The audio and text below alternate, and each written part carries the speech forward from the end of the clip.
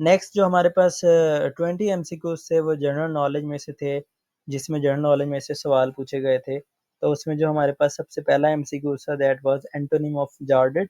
Antonym means के इसका opposite word क्या है। जार्डिड का जो मतलब है वो दैट इज बोर्ड या डेलीट, यहाँ पे दिया गया डल फील करना, तो इसका जो ऑपोजिट बनता है दैट इज स्टिमुलेटेड, एक्साइटेड और एनीथिंग एल्स। उसके बाद fill in the blanks, the prisoner escape dash the van, तो इसका बाय द वैन नहीं बनता, विद द वैन नहीं बनता, फ्रॉम द वैन बनता है, फॉर द वैन नहीं बनता, तो the prisoner escaped from the van. Correct narration of Maria said let me do my work. So इसमें मैं दो ऑप्शन में कंफ्यूज था कि एक है Maria asked me to let her work and Maria requested me to let her do work. So मेरे हिसाब से शायद इसका ए बन सकता है, क्योंकि हमने प्लीज़ का वर्ड यूज़ नहीं किया। लेकिन इसका बी भी बन सकता है क्योंकि नरेशन इंग्लिश इतनी कोई ख़ास अच्छी नहीं है और उसके जो रूल्स हैं वो इतने मेमोरी के अंदर इतने फ्रेश नहीं है। तो अगर आपको पता है कि इसमें करेक्ट नरेशन इसकी क्या बनती है तो हमें कमेंट्स में ज़रूर बताएं। उसके बाद है what is the meaning of phrase call spade a spade. Basically Urdu में है कि झूठे को झूठा कह देना। तो बीइंग स्ट्रेट फॉरवर्ड, आपको ये कॉल स्पेड अ स्पेड है, तो डिसऑनेस्ट नहीं बनता, क्लेवर नहीं बनता, डिसएग्री नहीं बनता, तो call spade a spade is be straightforward. उसके बाद हमारे पास था कि कायदे आज़म ने मुस्लिम लीग कब ज्वाइन की थी, तो दैट वाज 1913। कन्फ्यूजन थी 1911 में और 1913 में, तो हमारे पास जो 1913 इसका करेक्ट आंसर है। उसके बाद who was the first foreign minister of Pakistan, तो इसमें लियाकत अली खान, कायदे आज़म जफरुल्लाह खान और एक और ऑप्शन थी, तो correct option was Zafrullah Khan. एक हमारे पास एमसीक्यू था who is the owner of flex and gate, तो इसमें हमारे पास जो ऑप्शन था दैट शाहिद खान। एक हमारे पास उर्दू के अंदर ये एमसीक्यू था कि what is the meaning of यूसुफ ए बे कारवां, और इसका जो इसके उर्दू में ही वर्ड लिखे गए थे कि अकेला, लोगों से मिला जुला, खुश, उदास। तो यूसुफ बे कारवां का जो मतलब है दैट इज मेरी नॉलेज के हिसाब से दैट इज अकेला, बे कारवां, कारवां के बगैर, सो अकेला। उर्दू में एक और एमसीक्यू था कि what is the meaning of जिन्नाती ज़बान। उर्दू में लिखा गया था जिन्नाती ज़बान, तो बेसिकली जिन्नाती ज़बान वो ज़बान जो कि आपको समझ ना आए, तो यही ऑप्शन उर्दू में लिखे गए थे। शीर ख्वार बच्चे की ज़बान, ऐसी बात जो समझ ना आए या ऐसी बात जो समझ आए, तो ये हमारे पास इसका जो आंसर था वो था ऐसी बात जो समझ ना आए। एक हमारे पास एमसीक्यू था कि light can go deeper but it is barely seen after a distance of, तो ये इसका आंसर हमारे पास 200 मीटर्स था। और ये कहाँ से लिया गया है इसका मुझे आइडिया नहीं है, बट अगर आप इसे गूगल पे सर्च करें तो वो आपको एक डिस्टेंस दे देगा कि 200 मीटर से आगे लाइट इज़ बेयरली सीन। उसके बाद विटामिन्स के अंदर से दो एमसीक्यू है जनरल नॉलेज में कि which of the following vitamins helps in absorption of calcium and is good for the bones, so that is your vitamin D. इससे मिलता जुलता which of the following vitamin is produced with the help of sunlight, इसका भी answer again it's is vitamin D, जो sunlight की help से हमारी body में प्रोड्यूस होता है।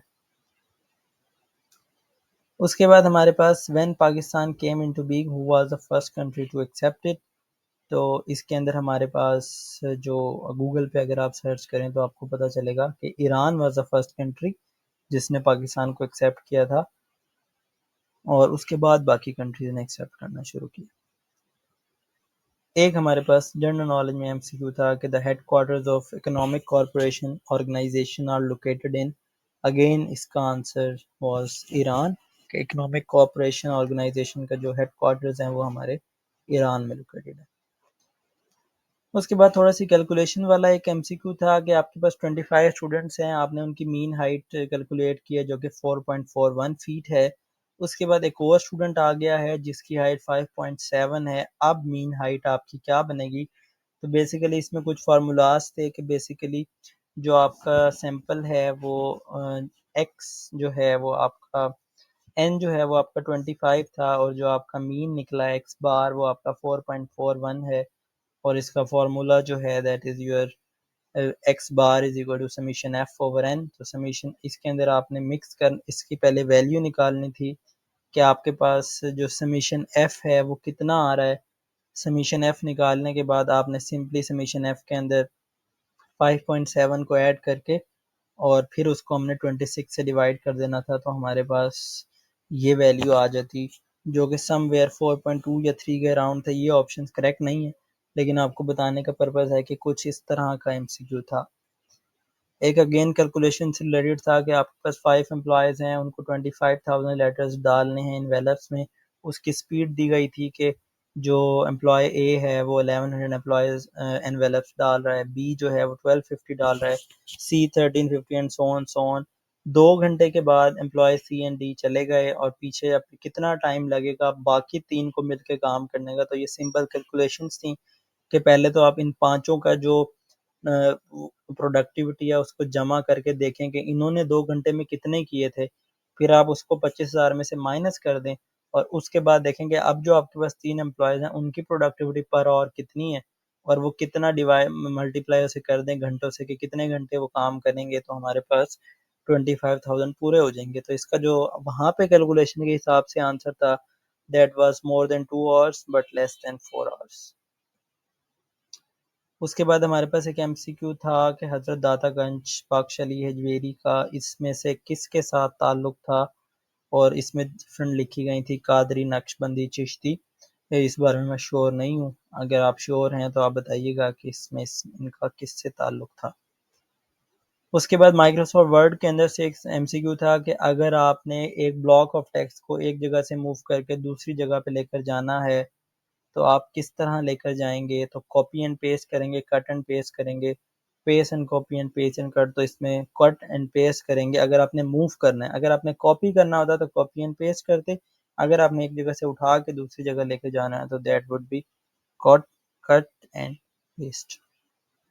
इसी में ही एक सवाल था एमएस वर्ड से रिलेटेड ही कि अगर आपने एक सेम फाइल की डुप्लीकेट कॉपी करनी है सेव कंप्यूटर में तो किस तरह करेंगे।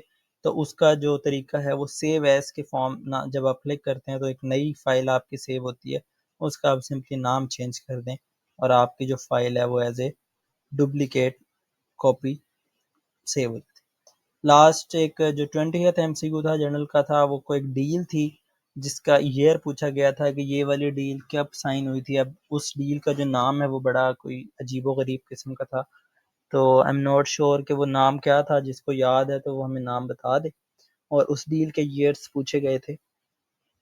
तो बेसिकली ये थे हमारे सारे जितने हमारे पास 100 एमसीक्यूज के अंदर से हमारे पास आई थिंक 85 के अराउंड एमसीक्यूज हमारे पीपीएससी के जो थे वो हमारे पास ये एमसीक्यूज थे।